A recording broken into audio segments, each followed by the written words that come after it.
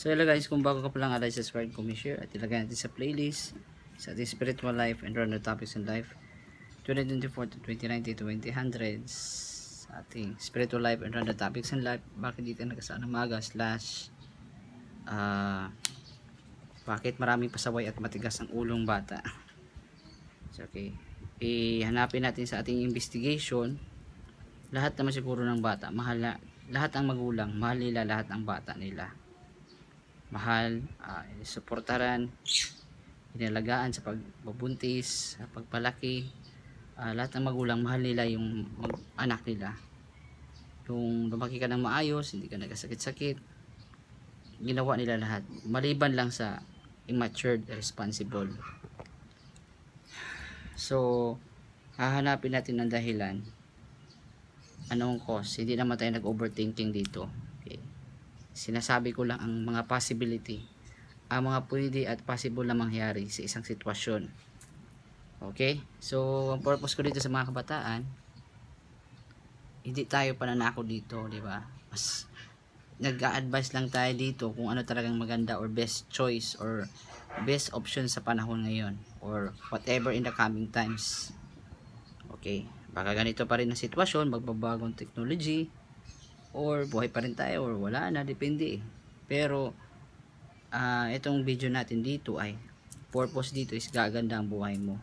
Basta sumunod ka lang sa sabi ko. Okay, 15 minutes lang. So masasabi ko po na mga kabataan ngayon, talagang hindi pa siguro sila handa maging magulang or immature. Ito yung mga video ko, ito yung mga nagpaplano sa buhay, di ba? Yung mga best option or mga best choice, di ba? Kung binata ka pa, siyempre hot ka pa sa mga skandal na yan or mga games, di ba? Mga laro-laro, mga online games. Pero alam mo, based through experience, based sa ating kaalaman, based sa ating investigation, bakit maraming ganung bata na pasaway, tigas ng ulo, hindi magpagsabihan, diba? Kung ikaw maging magulang sa susunod, mga youth ngayon, mga kabataan, kung kayo ay maging isang magulang sa coming times, ito yung mga possibilities na maging pasaway din ang bata nyo.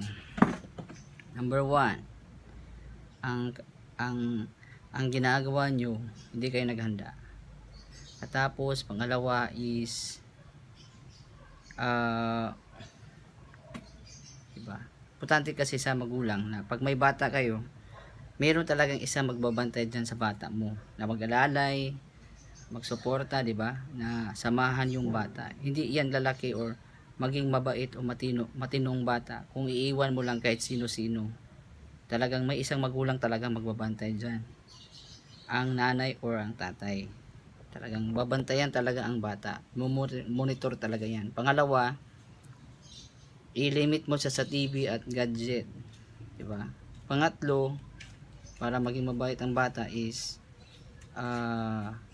ibigay mo yung needs niya, mga needs, provide their needs, di ba? Financial, spiritual support at saka care.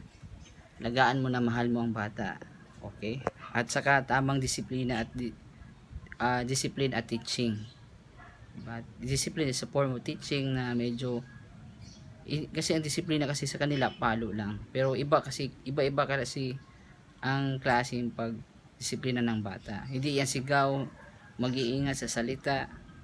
Kailangan mo aralan bago maging isang magulang.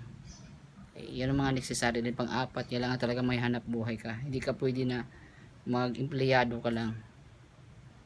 Ngayon sa hirap ng buhay ngayon, dalawang magulang na magtatrabaho. Iiwan na lang nila yung anak nila sa mga lola, mga uncle, mga aunties, mga titas, mga titos. Alam mo, sa sitwasyon ngayon, hindi talaga madali. Yun lang din na sa aking masasabi. Kung hindi mo natin yan ma-provide talaga yung mga sinasabi ko, wala kang time sa gabi, wala kang connection, nandyan lang ang bata, nagtrabaho ka nga, pagod ka nga, pero hindi ka marunong magsalita, hindi ka makaprovide, wala kang panahon sa kanila, hindi mo sila kaibigan, hindi mo sila monitor yung ginagawa nila. Alam mo, talent ang pagkakaroon ng bata. Teaching yan, teacher. kung ikaw ay maging isang magulang, kailangan mo unawain at intindihin mo yung sarili mo sa bata mo. Kasi kailangan na maraming times na mapapahiya ka, pero kailangan kasi talaga dyan na dalawa talaga ang magtatrabaho dyan, nanay at tatay. Hindi pwede na si tatay upo-upo lang, magpahinga naman, di ba? Dapat si nanay din pagod din yan, di ba? Alam mo, pagod lahat, ang bata din pagod din yan, pero ang nakasurvive lang dito yung pagmamahal na kailangan nila araw-araw. Ang bata kailangan talaga na pagmamahal yan sa kanilang magulang. Hindi mo siya sasabuyan ng masama, makaka-apekto kasi yan sa paglaki nila. May monitor yun, tuturuan mo, sasabihan mo, ikaw ang guide, ikaw ang leader eh. Hindi pwede na hindi mo alam yung gagawin, kasi parang gira yan ng may bata eh. Saan ka kukuha na pang bayad mo, pang gastos mo sa kanya? Oh, di ba? Kung wala kang hanap buhay, kung hindi ka naghanda, hindi mo alam yung gagawin, disaster lang ang pupuntahan mo. Kawawa lang ang bata, nagbubuo. Then pagkatapos nung hindi mo nagawa yung dapat gagawin, maging dragon lang ang bata talaga, dragon. Kakainin ka lang sa sarili mong bata. Yun lang din na alam mo, di talaga yan isang madaling istorya. Yan ang talagang pinakamahirap na story.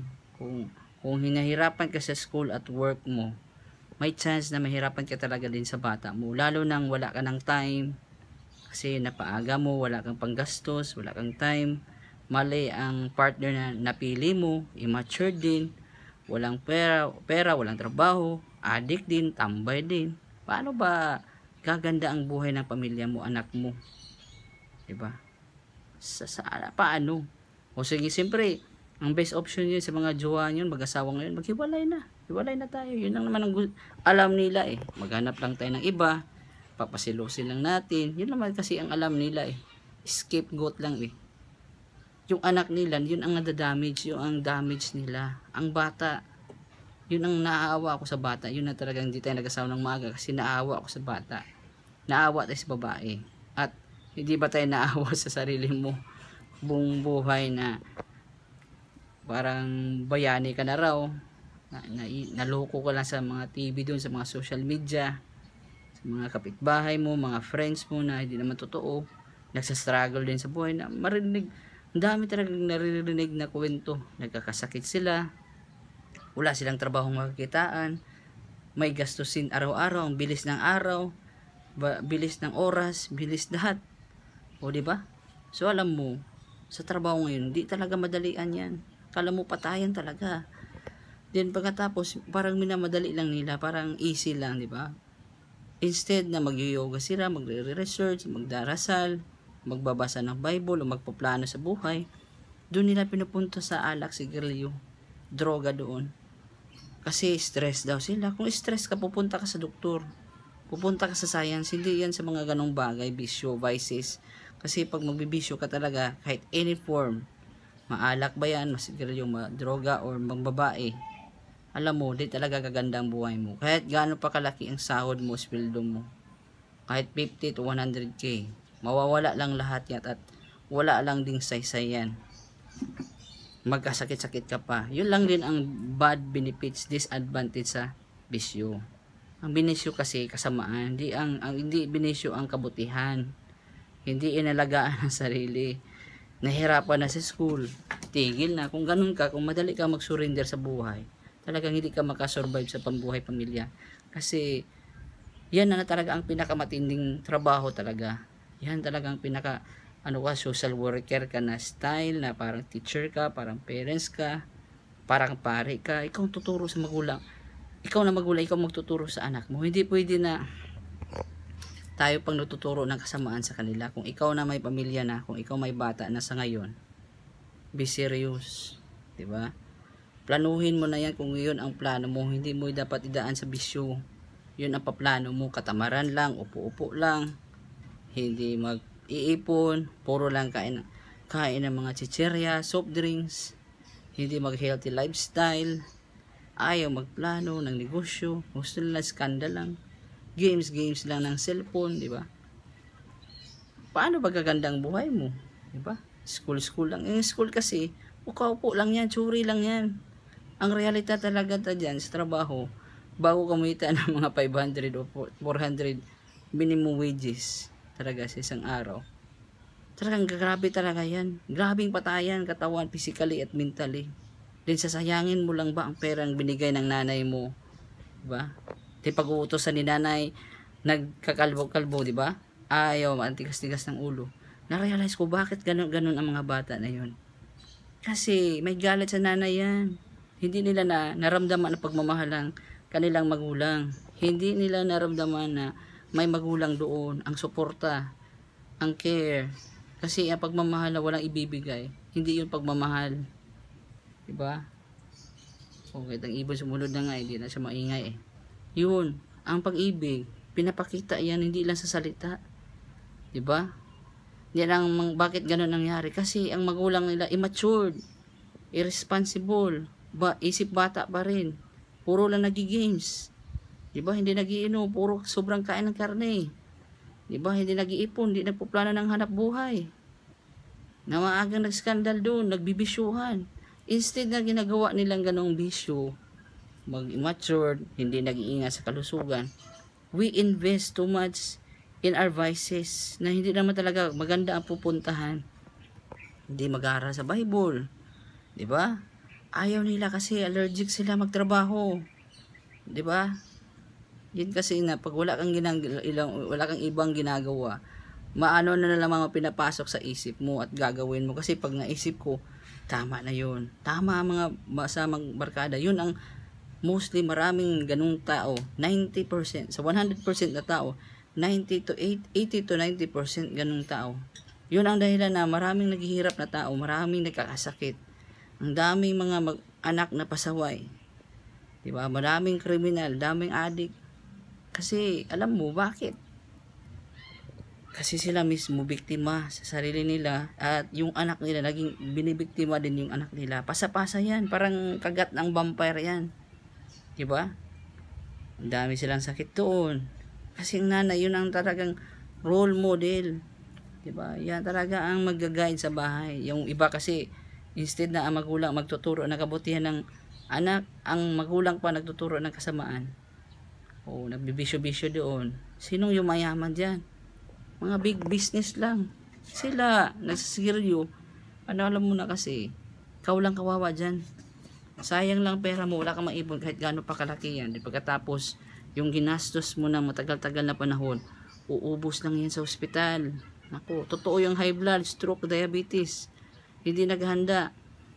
Tapos walang naipon sa pangsakit. Kung may naipon man, ang kulang-kulang pa ang pera pang gamot. 150, 100 to 200k. So, ma-stroke ka, 300,000. Bakit sila ganun na nangyari? Kasi wala silang alam. They don't know what they are doing. Hindi nila alam. Diba? Kala nila yung sobrang kain ng karne, soft drinks, alak, at sigarilyo ay perfect na ang buhay. Minsan nagdodroga pa. Perfect na ang buhay ko. Diba? Baka perfect sa kamalasan yun. Perfect for disaster yun. Hindi magpagsabihan, hindi mag-a-advise, hindi magbabago, hindi maghahanap ng paraan. Alam mo, pretending lang. Magi-games lang, nag-upload ng Facebook, diba? Perfect na daw sila. Alam mo, it's just pretending.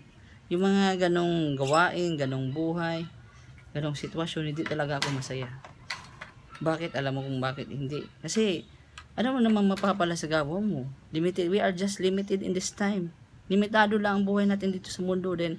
Ang problema pa sa okay na lang kung magbibisyo ka na lang, kung hindi ka na mag-aasawa at mag-aanak, wag na lang. Pero kung may bisyo pa tayo, ganun pang gawain natin din, skandal lang iniisip mo, ayaw mo magtrabaho, siguro gusto lang iba, gusto lang maging pusher lang, drug pusher lang, gusto nila maging drug lord, babayaran na nila ang pulis. Alam mo, kung maraming kasing taong ganun, ayaw magpagsabihan, perfect na daw sila. Alam mo, sa mga ganong tao, ganong sitwasyon, sino lang ang kawawa dyan? Ang next generation.